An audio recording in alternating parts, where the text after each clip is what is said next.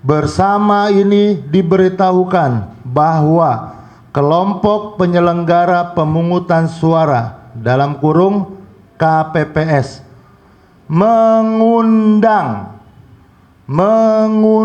saudara atau saudari dengan nama ini, laki-laki atau perempuan dengan nik sekian, untuk memberikan suara pada pemilihan serentak di tahun 2024 yang akan dilaksanakan pada hari dan seterusnya. Kawan-kawan, bahasanya adalah mengundang. Jadi adalah kewajiban KPU melakukan pengundangan kepada pemilih. Bukan kewajiban pemilih harus datang dengan KTP kalau tidak terima undangan. Ini fakta. Baik, saya lanjutkan. Selamat malam untuk seluruh warga Jakarta. Selamat malam untuk seluruh tim Ridho, untuk seluruh relawan, seluruh pendukung dan pemilih Ridho dimanapun teman-teman berada. Hari ini kita sudah menyelesaikan satu rangkaian yang memang sudah digariskan oleh aturan bahwa rekapitulasi yang dilakukan oleh KPU DKI Jakarta dalam rangka menyelesaikan tugas-tugasnya hari ini sudah dirampungkan. Maka memang apa yang terjadi tadi, saya dengan Bang Abuzar melihat rekapitulasi itu adalah bagian daripada rangkaian yang memang menurut kami tidak sesuai dengan apa yang kami harapkan, bukan tentang nilai, jumlah, tapi dengan proses yang begitu banyak, laporan-laporan yang telah dilakukan dan telah dilayangkan baik oleh tim kami maupun masyarakat sendiri ke Bawaslu. Terkait apa? Terkait permasalahan-permasalahan ketidakprofesionalan yang dilakukan oleh KPU. Pertama, di sini kami akan menyampaikan alasan-alasan mengapa kami melakukan langkah tersebut dan dengan tujuan apa kami melakukan langkah-langkah tersebut. Bisa kami jelaskan mengenai apa yang sebenarnya terjadi, bahwa rangkaian kegiatan mulai dari proses pasca, yang kami katakan pasca pencoblosan atau bahkan pasca penetapan paslon, kami mundur jauh ke belakang. Kami menemukan pencocokan data yang dilakukan oleh KPU menurut kami itu tidak relevan. Jadi kami mengambilkan contoh beberapa. Di sini ada gambar-gambar mungkin yang teman-teman semua punya di rumah masing-masing, ya, baik berkaitan dengan pilpres maupun pilkada atau dengan kata lain pileg. Di sini adalah bukti kerja yang memang harus dilakukan oleh KPU. Untuk pilpres ada, kenapa? Untuk pilkada mereka tidak melakukan ini. Di sini jelas, ya, maaf kebalik.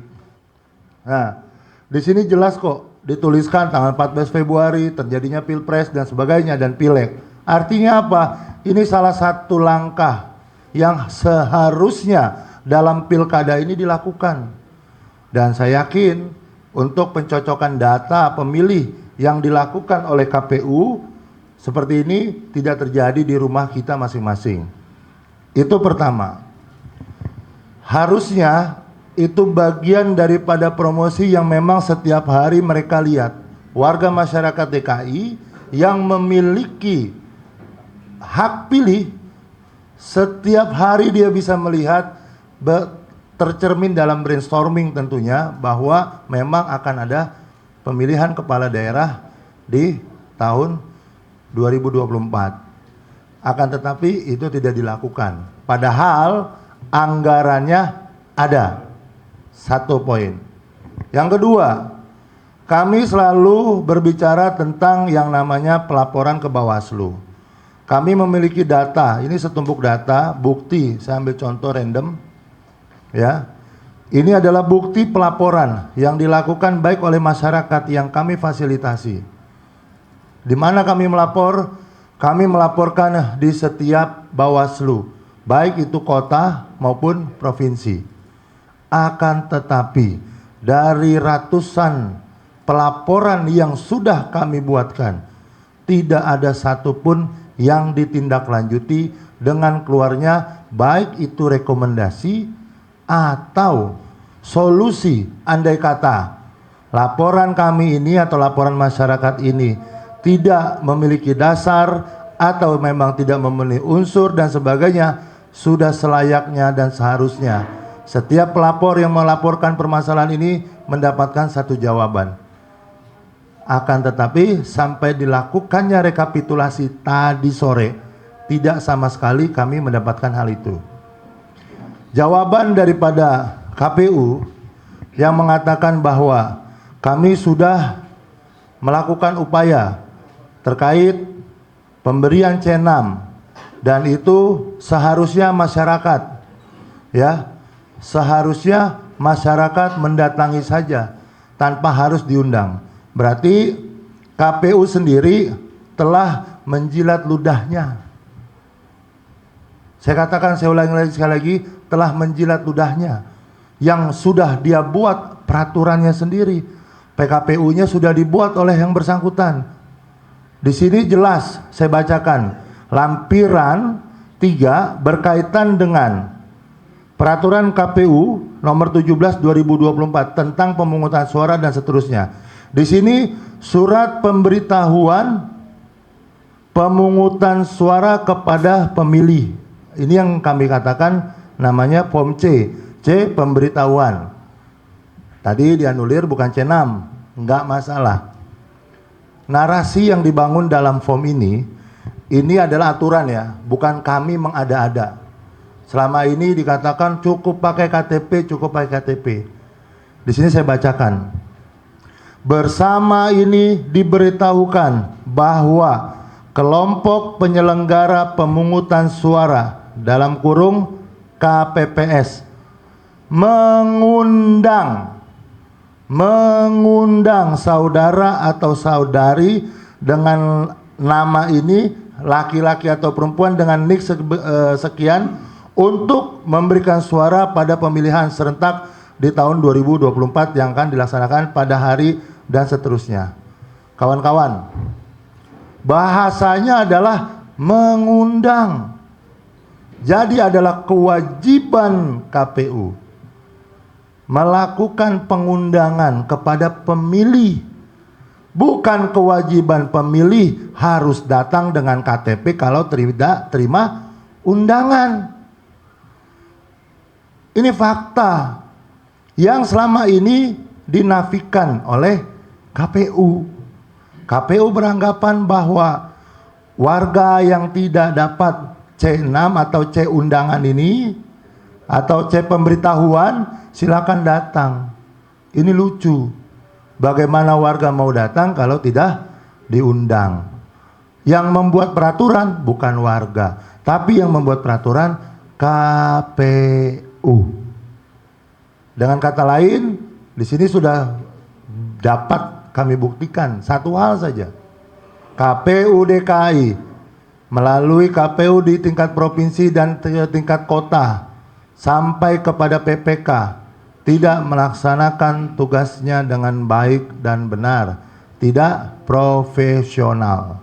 Satu, poin kedua ya. Poin ketiga, KPU punya namanya Keputusan Komisi Pemilihan Umum nomor 174 tahun 2024 tentang apa? Pedoman teknis pelaksanaan pemungutan dan perhitungan suara dalam pemilihan gubernur, wakil gubernur, bupati, wakil bupati, serta wali kota dan wakil wali kota. Di dalam poinnya, di dalam kegiatan persiapan, di sini kami kutip, ya, boleh teman-teman nanti cari, oke, pedoman teknisnya. Ini acuan bagaimana KPU bisa bertindak melaksanakan seluruh tugasnya yang diatur di dalam PKPU melalui surat keputusan KPU. Di sini disebutkan bahwa Ketua KPPS dibantu anggota KPPS mengumumkan hasil dan waktu pemungutan suara paling lambat 4 hari sebelum dilaksanakannya pemungutan suara. Yang terjadi di lapangan, 1 hari sebelum pemungutan pun masih banyak, sekali lagi saya ulangi, masih banyak warga yang belum terima. Bahkan berdasarkan apa yang disampaikan oleh tim teknis tadi di dalam rapat rekapitulasi, terdapat 800.000 suara atau undangan atau pemberitahuan yang tidak tersebar. Artinya apa?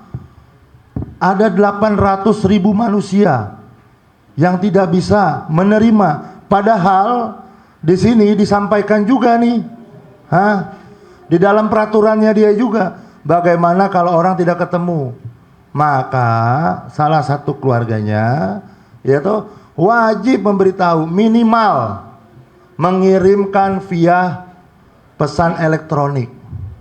Yang bikin aturan sekali lagi bukan kami, bukan warga, bukan manusia yang ada di sini, bukan paslon, tapi KPU. Pertanyaan kami, apakah selama ini pada saat pelatihan yang secara total anggaran ini hampir 1 triliun diterima oleh KPU DKI Jakarta, digunakan untuk apa? Kalau secara teknis yang begini, PPK atau PPS-nya tidak memahami. Ini yang kami katakan tidak profesional KPU dalam menjalankan tupoksinya sebagai penyelenggara Pilkada DKI Jakarta di 2024 ini. Kemudian kami juga meminta kepada Bawaslu bahwa apa yang digambarkan ini ada satu gambaran, ya. Saya katakan di sini, maaf. Nah, di sini ya. Ini saya capture dan saya foto dari KPU sendiri, rilisnya pada saat rekapitulasi tadi. Jelas-jelas di sini saya ulangi, jumlah yang tidak menerima adalah 802.417 manusia dengan dalil masing-masing. Ada meninggal dunia, pindah alamat, pindah pemilihan, tidak dikenal, berubah status dan sebagainya. Yang sangat mencengangkan adalah ada 30.000 nama yang sudah meninggal tapi mendapatkan masih terdaftar sebagai pemilih. Yang kedua, pemindah alamatan atau yang tidak berdomisili itu ada 117.000. Kemudian yang tidak dikenal ada 173.000. Andai kata, kembali ke poin pertama, andai kata yang dilakukan pencocokan data sesuai dengan mekanisme yang sudah diatur, yang ada stiker-stikernya di rumah itu benar, maka ini data nggak akan pernah ditemukan lagi, karena sudah banyak yang pindah tapi masih terregistrasi. Ini alasan mereka. Oke, dan yang lebih parah lagi adalah ini data golput Jakarta tinggi, dibuatlah premis, dibuatlah narasi, enggak di Jakarta doang kok, di seluruh Indonesia. Kami cuma bilang tok tok tok, halo KPU DKI, kami tidak berbicara tentang wilayah lain. Wilayah lain banyak alasan. Satu, wilayahnya mungkin pegunungan, mungkin kepulauan, jauh dari yang namanya transportasi yang mudah, jauh dari mungkin ya fasilitas yang tidak memadai untuk melakukan distribusi. Halo KPU DKI Jakarta, ini Jakarta, mantan ibu kota, daerah khusus Jakarta. Apa iya narasi yang mau dibangun dengan alasan-alasan bahwa kita sudah mendistribusikan, akan tetapi golongan tinggi ini 3.400.000 89.614 manusia yang sudah didistribusikan suratnya tapi tidak melakukan pencoblosan, tidak ikut serta. Kalau data ini dianggap lucu-lucu, coba, ini saya coba gambarkan aja. Pasangan sekalipun angka menang ya, angka perolehan ya, perolehan suara ini di 2 juta, tetap saja golput yang menang di angka 3 juta. Digabungkan pun golput dengan 01, 03 dan 02 ini suaranya pun mirip-mirip. Pertanyaannya ada apa? Apakah mau disalahkan masyarakat? Hari ini KPU menyalahkan masyarakat. Apa narasi yang dibangun? Karena masyarakat sudah jengah. Masyarakat yang mana Pak yang jengah Pak?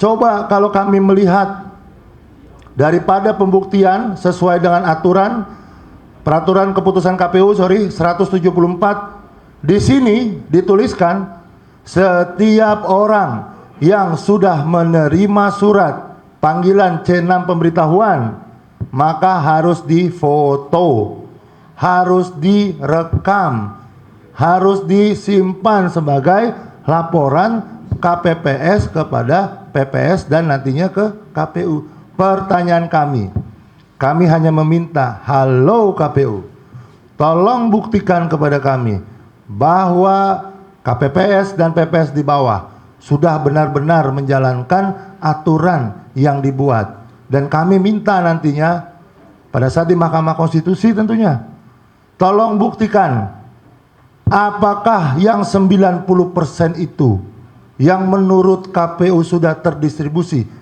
ada bukti sesuai dengan aturan yang dia tulis. Bukan kami loh yang buat.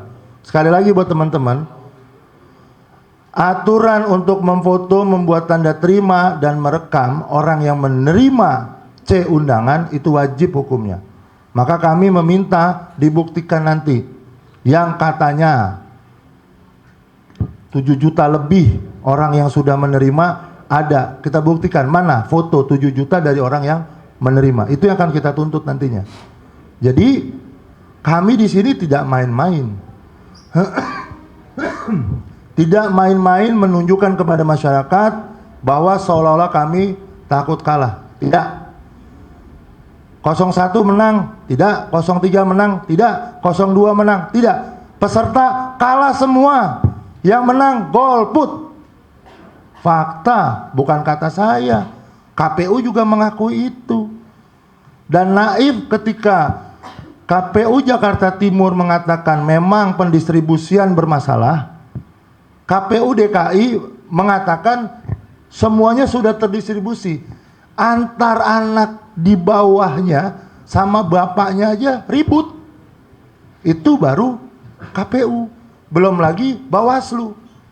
Bawaslu apa yang terjadi? Banyak hal. Yang begini saja seharusnya administratif. Pertanyaan kami adalah apakah tidak ada peran Bawaslu di sini? Wajib Bawaslu mempertanyakan ini sebenarnya. Tapi apakah mereka lakukan? Tidak. Tidak. Sekali lagi tidak. Andai kata Bawaslu sebagai pengawas pemilu menjalankan tupoksinya dengan baik dan benar. Dengan baik dan benar, maka persentase ikut sertanya masyarakat ini akan lebih tinggi daripada hari ini. Dan ini yang terjadi, kenapa kita kemudian walk out.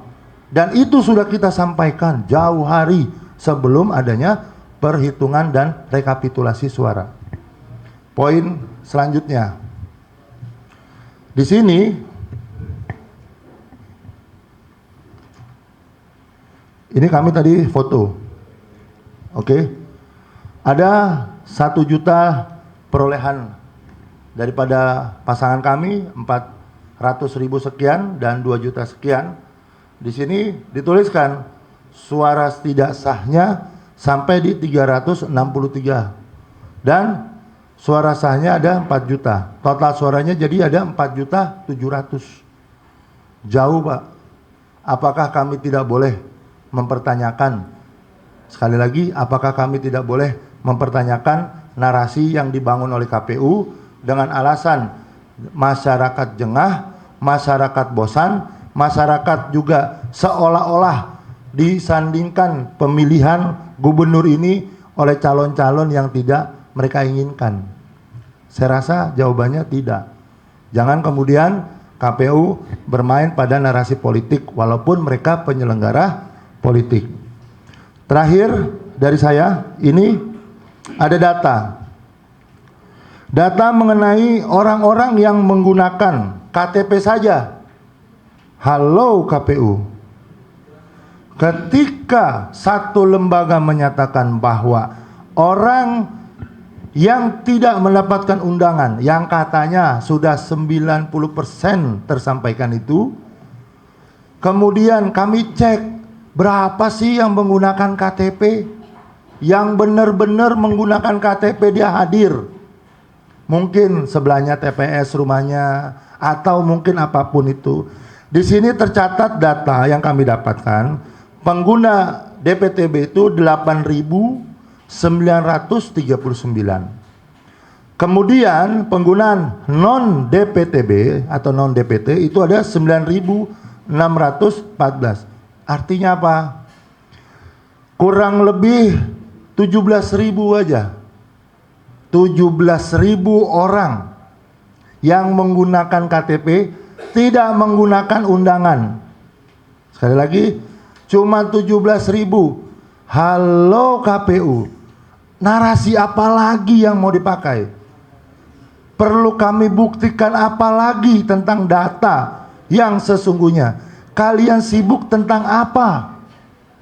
Kalau memang dilaksanakan sesuai dengan kaidah-kaidah yang sudah dibuat, maupun itu peraturan KPU, maupun itu kemudian keputusan KPU, dan juga Bawaslu tentang Perbawaslu yang seharusnya sudah dilakukan tindakan tidak lebih dari 1 minggu terhadap satu laporan, sampai detik ini kami tidak menerima hasil laporan. Dan ironis sekali, Kebayoran Lama, kita buka di sini. Ada satu kasus, bukan kami yang menemukan, internal pengawas TPS. Setelah ditelusuri, kemudian dibuatkan satu keputusan atau rekomendasi dari Panwaslu Kecamatan. Panwaslu Kecamatan merekomendasikan melakukan PSU di 4 lokasi. Kalau nggak salah tolong dikoreksi ya, 4 atau 3 itu. 4 lokasi TPS. Diajukan surat tersebut oleh PPK Kecamatan Kebayoran Lama, ditolak. Dengan alasan narasi yang dibangun, informasi yang kami dapat, informasi yang kami terima, baik itu dari teman-teman maupun dari media, bahwa penolakan itu berkaitan dengan seolah-olah surat itu keluar atas inisiatif sendiri, bukan inisiatif kelembagaan. Aneh. Lalu apa yang terjadi? Yang terjadi adalah orang yang mengeluarkan rekomendasi itu seolah-olah hari ini dipersalahkan. Padahal itu anggota mereka sendiri, bukan kami. Yang menemukan mereka, yang memproses mereka, yang merekomendasikan mereka. Mereka juga yang bermain sinetron. Kenapa kami katakan sinetron? Muak kami dengan keadaan seperti ini, di mana demokrasi dikebiri, di mana hak-hak rakyat tidak dipenuhi. Kecuali negara ini tidak punya uang. Uang sudah diberikan kepada KPU, kepada Bawaslu, bertugaslah dengan baik dan benar. Apa yang terjadi? Tidak ada yang namanya keseriusan dan profesionalisme. Maka jangan salahkan kami sebagai pasangan calon peserta melaporkan ke DKPP. Laporan DKPP itu adalah jalan terakhir kami. Sebelumnya kami persuasif bertanya. Betul, Bang Muslim? Kita bertanya ke KPU, bertanya ke Bawaslu. Apa yang terjadi? Bahkan sebagian nomor handphone teman-teman kami diblokir. Ini yang saya katakan. Hah? Gitu loh. Oleh karena itu, sekali lagi, kami akan tetap pada koridor dalam 3 hari waktu. 3 hari yang akan kami jalani ke depan untuk persiapan bagaimana kami mampu membuat laporan atau pendaftaran registrasi terhadap kasus ini kepada Mahkamah Konstitusi. Oleh karena itu, sekali lagi mohon maaf, ini bukan melakukan upaya pencegahan orang menang, tidak. Kami menjadikan ini jalur konstitusi dan jalur demokrasi agar kedepannya di 2029 nanti tidak ada tuh yang namanya penyelenggara maupun pengawas tidak menghargai yang namanya hasil dan kualitas dari suatu demokrasi. Untuk mengenai hal-hal pendaftaran Mahkamah Konstitusi, kami dengan teman-teman sudah menyiapkan tim gabungan, baik itu dari partai, baik itu dari paslon, maupun dari profesional yang memang peduli terhadap demokrasi kali ini.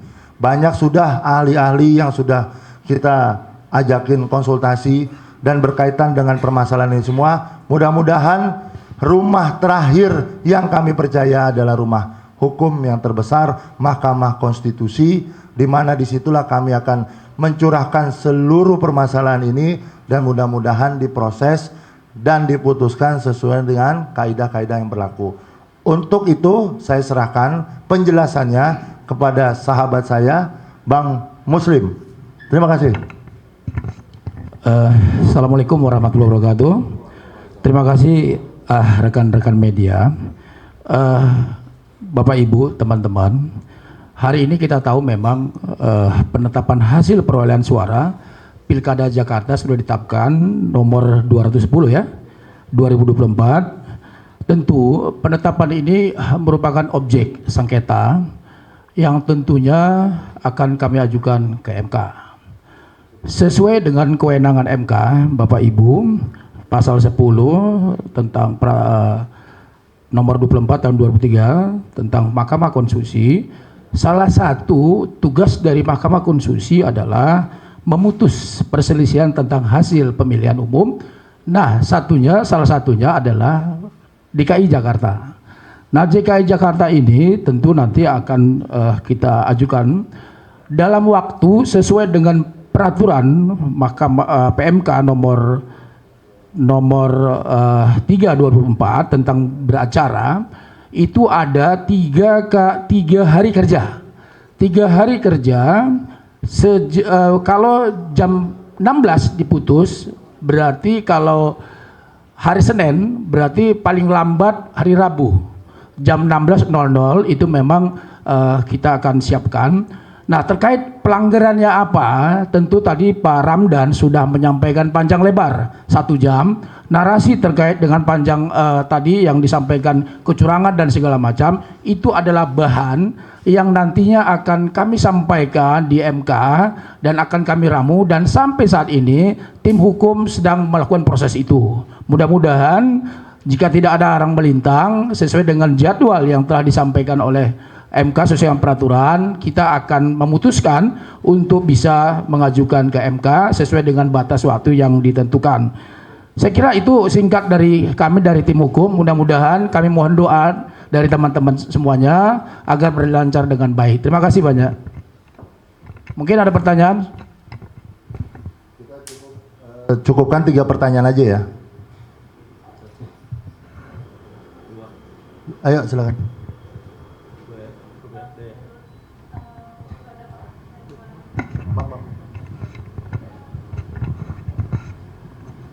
Sebelumnya, perkenalkan, nama saya Alia dari Reporter Media Kumparan. Izin bertanya, jadi kan pasangan Ridwan Kamil Suswono ini kan didukung oleh Presiden ke-7 kita, yaitu Joko Widodo, dan kemarin juga kan Jokowi dan Prabowo sempat bertemu. Nah, apakah dalam diskusi tersebut ada obrolan khusus kepada tim hukum dari Ridho terkait mungkin pembahasan mengenai gugatan MK ataupun terkait dengan hasil pilkada kali ini gitu. Terima kasih.